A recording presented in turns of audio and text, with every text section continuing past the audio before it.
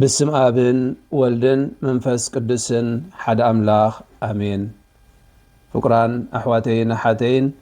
لمون مغتصلتا نايتي معالتاوي ننبو زلنا مزقب هايمانوت كاب قصري 309 كساب 314 كنا نببينا ملوكوتاوي حاليوتن انقفات كفاءاتن قصري 309 نزي سرعن صبقن عالم زفتره اتخلو زخيل እግዚአብሔር አቦ ንኹሎም ፍጡራቱ ዝሐሊ ዝከናኸን እንተ ደኣ ኮይኑስ ስለምንታይ ክፍኣት ይህሉ ነዚ ቀፂሉ ዘጨንቕን ክወገድ ከዓ ዘይከኣልን ምስኡውን ስቃይ ዝዓብለሎን ምስጢር ዝዓሰሎን ሕቶ ዛጊት ብቑዕ ምላሽ ኣይተዋህቦን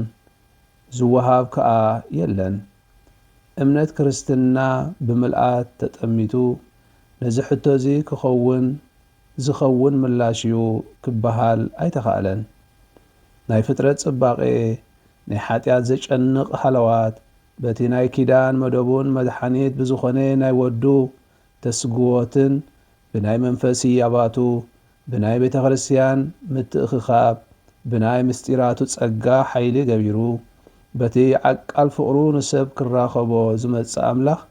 ናጻ ዝኾነ ፍጡራቱ ኣቐዲሞም ክሰምርዎ ንዝኽእሉ ናይ ብጽዕቲ ወይ ሕጉስቲ ህይወት ጸዋዕትኡ ብዘፍርሕ ምስጢራዊ ኩነት ድማ ክነጽግዎ ዝከኣሎም እዩ ኣብቲ ናይ ክርስቲያናዊ መልእኽቲ ክፍልታቱ ብገሊኡ ወገኑ ብዛዕባ ህላዌ ክፍኣት ንዝለዓል ሕቶ ገለ ዓይነት ምላሽ ክኸውን ዘይክእል የልቦን ቁጽሪ 318 እግዚአብሔር ግን ክፍኣት ዘይህልወሉ ፍጹም ዝኾነ ዓለም ስለምንታይ ዘይፈጠረ በቲ መወዳእታ ዘይብሉ ክእለቱ እግዚአብሔር ወትሩ ዝበለጸ ነገር ክፈጥር ይኽእል እዩ ግና ከዓ በቲ መወዳእታ ዘይብሉ ጥበቡን ሕያውነቱን ናጽነቱን እግዚአብሔር ነዚ ናብ ዝለዓለ ፍጻሚኡ ገጹ ኣብ ጉዕዞ ዘሎ ዓለም ክፈጥር ስምረቱ ኾነ እዚ ኣብ ዓለም ዝርአ ናይ ህልውና መስርሕ ገሊኡ ህልው ነገራት ዝቕልቀለሉ ገሊኡ ከዓ ካብ ህላዌ ዝጠፍኣሉ ገለ ብዝበለጸ ፍጹም ሃለዋት ዝረኣየሉ ኣብ ማዕሪኡ ከዓ ብፍጽምና ጎደሎ ዝኾነ ኩነት እትግንዘበሉ ናይ ባሕሪ ሓናፅን ኣዕናውን ሓይልታት ዝበራረየሉ ኩነታት ዘጠቓልል ኮይኑ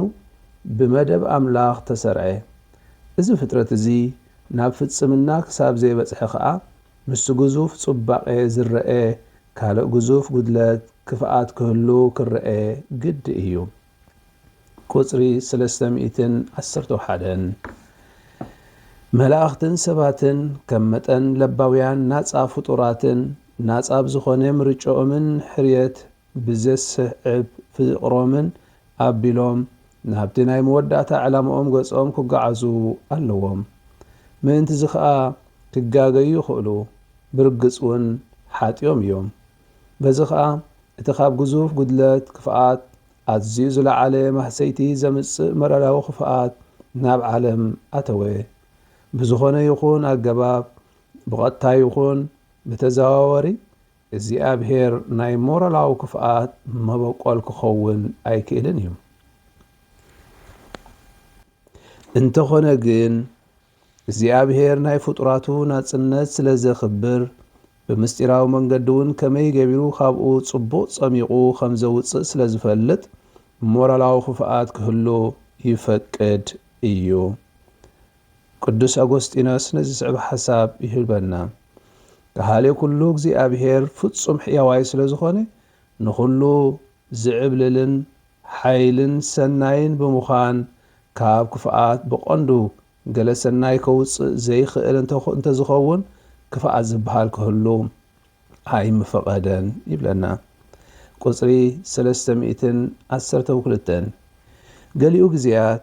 እቲ ካህሊ ኩሉ ዝኾነ ሓልዮት ኣምላኽ ካብቲ ብሰንኪ ፍጡራት ዝመጽእ ናይ ክፍኣት ወላውን ናይ ሞራላዊ ክፍኣት ቀንዲ ሳዕቤናት ገለ ሰናይ ከውፅእ ከም ዝኽእል ክንርዳእ ንኽእል ኢና። ሕጂ ከዓ ኣምላኽ እምበር ንስኻትኩም ኣይኮንኩምን ናብ ዝለኣኽኩምኒ በሎም ዮሴፍ ንሕዋቱ። ቀፂሉ እውን ንስኻትኩም ንኽፍአይ ሓሰብኩም፣ እግዚኣብሔር ግና ከምቲ ሎሚ ኮይኑ ዘሎ ክገብር ብዙሕ ህዝቢ ምእንቲ ኸድሕን ንጽቡቕ ሓሰበ በሎም። ብሰንኪ ሓጢኣት ኩሉ ሰብ ዝመፀ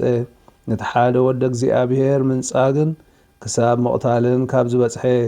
ካብቲ ዝዓበየ ክውን ሞራላዊ ክፍኣት እግዚኣብሔር በቲ ኣዝዩ ዝዓዘዘ ጸጋኡ ገቢሩ ካብዚ ክንድዚ ዝኣክል ክፍኣት ዝዓበየ ሰናይ ነገር ማለት ክብሪ ክርስቶስን ድሕነትናን ከፍሪ ክኢሉ። ምዝ ኩሉ ግን እቲ ክፉእ ጽቡቕ ክኸውን ኣይክእልን። ቁጽሪ 313 ነቶም ንኣምላኽ ዘፍቅሩ ከም መደቡ እውን ዝተጸውዑ ግና ኩሉ ንሰናይ ከም ዝድግፎም ንፈልጥ ኢና። ነዚ ሓቂ እዚ ድማ ቀጻሊ ዝኾነ ናይ ቅዱሳን ስውር ምስክርነት ከረጋግጾ ይርከብ። ቅድስቲ ካተሪና ነዚ ስዕብ ሓሳብ ተቕርበልና። በቲ ዝወረዶም ዘበለ ንዝዕንቀፉን ንዝቃወሙን ሰባት ቅድስቲ ካተሪና በዓልቲ ሲየና ከም ስዕብ ትብሎም። ኩሉ ነገር ካብ ፍቕሪ እዩ ዝመጽእ፣ ኩሉ ነገር ከዓ ንድሕነት ሰብ ዝተሰርዐ እዩ። እዚ ዕላማ እዚ ኣብ ኣእምርኡ ከይገበረ ኣምላኽ ገለኳ ኣይፍጽምን። እቲ እግዚኣብሔር ዝፈቐዶ እንተዘይኮይኑ ገለኳ ክመጽእ ዝኽእል ዝኸውን የልቦን። እቲ ዝኸውን ዘበለ ዝኸፍአ መሲሉ እውን እንተተራእየ ብርግጽ ዝበለጸ ክኸውን ምዃኑ ንርእሰ የረጋጊጸ ኣለኹ ክብል ቅዱስ ቶማስ ሞር ቁሩብ ቅድሚ ሰማዕትነቱ ንጓሉ ኸጸናንዓ ተረኽበ። ጀልያን በዓልቲ ናርዌጅ እውን እትብሎ ኣለዋ። ብጸጋ እግዚኣብሔር በሪሄ ኣብ እምነተይ ተጊሄ ክጸንዕ ማዕረ ማዕሪኡ እውን በቲ ግዜቲ ኢየሱስ ንዝገለጾ ብዝግባእ ክቕበልን ኣብ መትከል ክጸንዕን ከም ዘድልየኒ ኩሉ ነገር ከዓ ንጽቡቕ ምዃኑ ብጸጋ እግዚኣብሔር ዝተምሃርናዮ እዩ።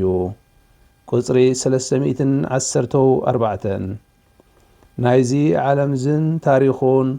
ጐይታ እግዚኣብሔር ምዃኑ ብጽኑዕ እናኣምኖ እዩ። እንተኾነ እቲ ናይ ሓልዮቱ መደብን ኣገባብን ንኣና ፍሉጥ ኣይኮነን። ኣብ መወዳእታ ንእግዚኣብሔር ገጽ ንገጽ ምስ ረኣናዮ እሞ እቲ ድሩዝ ዝኾነ ፍልጠትና ምስ ኣብቅዐ ሽዑ እግዚኣብሔር ንዓለም ናይ ዝመርሓሉ መንገድታቱ ሙሉእ ፍልጠት ክህልወና እዩ። በቲ ክፍኣት ስራሕን ሓጢኣትን ኣቢሉ እውን እግዚኣብሔር ንፍጥረቱ ናብቲ መወዳእታ ዕረፍቲ ሰንበት ይመርሖም። ፍቑራን ኣሕዋተይን ኣሓተይን እዚ ሎሚ ዘንበብናዮ ክፍሊ መዝገበ ሃይማኖት ክፍኣትን ስቃይን ስለምንታይ እዩ ኣብዚ ዓለም ዘሎ? እቲ ነዚ ዓለም ሰናይ ገይሩ ዝፈጠረ ኣምላኽ እዚ ክፍኣትን ስቃይን ንኽህሉ ስቂሉ ዝፈቅድ ኣምላኽ ድዩ ዝብል ሓሳባት ክንርኢ ኢና። ኣብ መወዳእታ ናይ ዘንበብናዮ ሎሚ ኣብ ቁጽሪ 314 ኣምላኽሲ ንፍጡራቱ ናብቲ መወዳእታ ዕረፍቲ ሰንበት ገጹ ዝመርሕ ኣምላኽ ምዃኑ ይነግረና። ናብ መወዳእታ ናይ ዓወትን ትንሳኤን ንምብጻሕ ግና ኣብቲ ጉዕዞ ብዙሕ ሰንከልከል ከም ዘሎ ኩላህና ንርዳእ ሓቂ። እዚ ከዓ እቲ ምስጢር ክፍኣት እንብሎ ልክዕ ኣምላኽ ኩሉ ዝኽእልን ሰናይን ክንሱ ስለምንታይ ክፍኣት ኣብ ዓለም ከም ዘሎ ዝብል ሕቶ ንጹር መልሲ ክረኽበሉ ኣይንኽእልን ኢና። ብምሉእቱ ክርስትያናዊ እምነት ግን እቲ ንኣምኖ ካብ ፍጥረት ክሳብ ትንሳኤ ዘሎ ትንሳኤ ክርስቶስ ዘሎ ነዚ ሕቶ እዚ መልሲ ንምሃብ ዝቃለስ እዩ። ብዓብዪ ክልተ ዓበይቲ ኣብነት ይብና። ناي يوسف أحواتو كم زشت ومو يوسف أحواتو أميوم أخلق عدقو مسمو صغن እተንስኻትኩም ንኽፉእ ዝሓሰብኩም ኣምላኽ ግን ንሰናይ ገበሮ ነዚ ህዝቢ እዚ ንኸድሕን እስኹም ነቲ ክፉእቲ ይገበርኩም ስለዚ ኣምላኽ ካብ ክፉእ ነገር እውን ሰናይ ዘውፅእ ብዓብኡ ከዓ ናይ ጎይታና ኢየሱስ ክርስቶስ ስቕለቱን ሞቱን ትንሳኤኡ ምስ ስቃዩ እንተደኣ ርኢና ብገዛእ ርእሱ ክፉእ እዩ እንተኾነ ግን እቲ ውፅኢቱ ንደቂ ሰብ ድሕነት ዝእውጅ ውፅኢት ዘለዎ እዩ ስለዚ ኣምላኽ ነቲ ክፉእ ነገር ናብ ፅቡቕ ክልውጥ ዓቕሚ ዘይብሉ እንተዝኸውን ነይሩ ንክፉእ ክህሉ ኣይመፍቀደሉን ስለዚ ህላዌ ክፉእ ኣምላኽ ዝፈጠሮ እኳ እንተዘይኮነ እንተደኣ ርኢናዮ ኣዳምን ሄዋንን እቲ ኩሉ ሰናይ ዘበለ እዩ ተዋሂቦም ቀዳማይ ተወለድና እንተኾነ ግን ነቲ መልክዕቲ በቲ ድላዮም ቀየርዎ ገና ግን ነቲ ድላዮም ክፉእ ጥራይ ክወልድ ዝነበሮ ድላዮም ተመሊሱ ክፍውሶ እዩ ዝተረኸበ ስለዚ ካብ ነፍሲ ወከፍ ክፉእ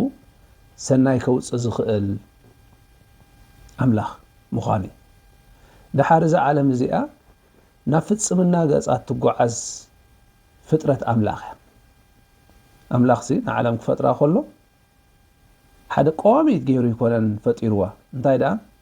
ናብቲ ናይ መወዳእታ ፍፅምና ገጻት ትጓዓዝ ተጓዓዚት ገይሩ ይፈጢርዋ ስለዚ ምስቲ ናይ ዝተፈላለየ ነገር ናይ ዘይፍፅምና ባህርያዊ ፀገማት ክህሉ ግድን እዩ እትጓዓዝ ንኣብነት ሓደ ዝጓዓዝ ሰብ ዕንቀፍ ይኽእል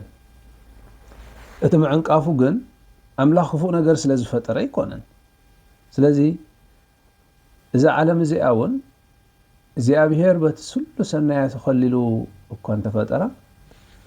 እተጓዓዚት ዓለም ስለ ዝኾነት ግና ክፉእን ፅቡቕን እንዳጋጠማ እትጓዓዝ እያ ስለዚ እቲ ካብ ክፍኣት ዝወፅእ ዓብዪ ዓስቢ ወይ ሰናይ ነገር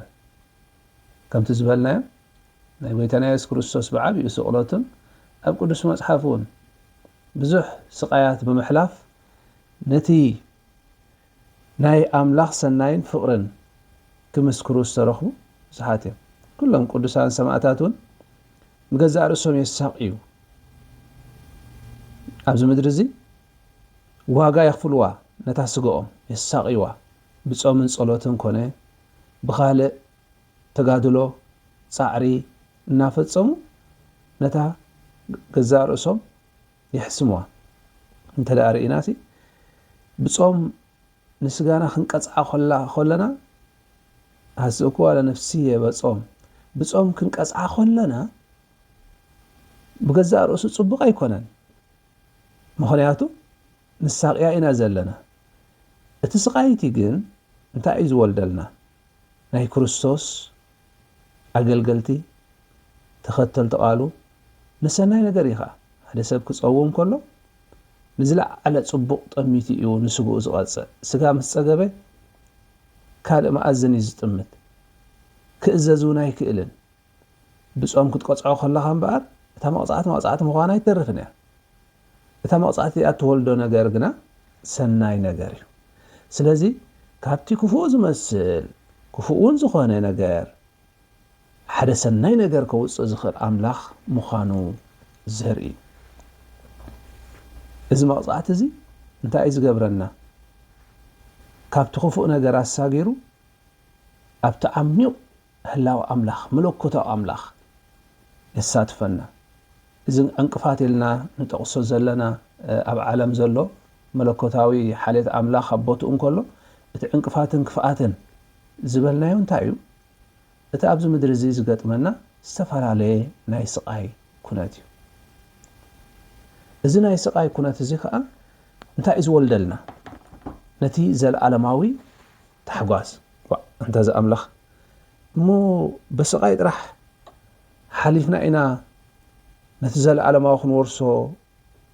ዘድልየና ሓደ خبور ህያብ ዋጋ ከይከፈልካ ክትረኽቦ ምሕሳብ ዕሽነት ጥራሕ እዩ ስለዚ እቲ ክንሓልፎ ዘለና